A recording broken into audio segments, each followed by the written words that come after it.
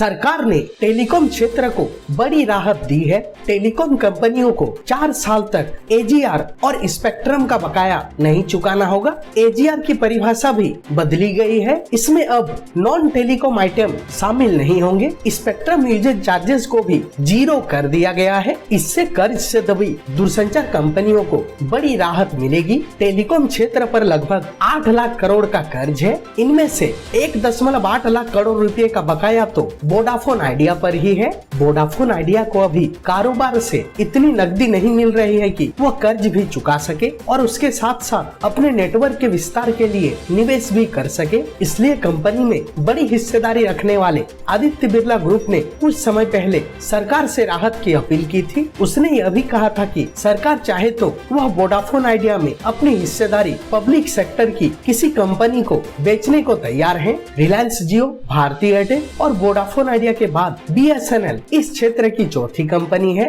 अच्छी बात यह है कि इन राहत उपायों से वोडाफोन आइडिया के डूबने का डर खत्म हो गया है। सरकार ने जो कदम उठाए हैं उनमें से कुछ का लाभ तो कंपनियों को तुरंत मिलेगा। तत्काल राहत एजीआर से जुड़ी देनदारियों और स्पेक्ट्रम के बकाया भुगतान को लेकर मिली है। केंद्र ने यह भी कहा है कि वह बकाया रकम के बदले कंपनियों में हिस्सेदारी भी लेने को तैयार है, बशर्ते वे इसके लिए राजी हो। यह वोडाफोन आइडिया के लिए बड़ी राहत है। मसलन उसके लिए निवेशकों से पैसा जुटाना आसान हो जाएगा। इस क्षेत्र में बिना इजाजत के 100% प्रत्यक्ष विदेशी निवेश को भी मंजूरी दे दी गई है। यानी कोई कंपनी चाहे तो विदेशी निवेशकों से भी फंड जुटा सकती है। बता दें कि इसके बावजूद वोडाफोन आइडिया के लिए आने वाला वक्त चुनौतीपूर्ण बना रहेगा। उसे सरकार, बैंकों और वित्तीय संस्थानों का कर्ज चुकाने के साथ अपने नेटवर्क को बेहतर बनाने के लिए निवेश करना होगा। बता दें कि सरकार ने राहत पैकेज में एसयूसी यानी कि स्पेक्ट्रम यूजेज चार्जेस को भी खत्म कर दिया है, लेकिन ये राहत पिछले बकाया पर नहीं मिलेगी।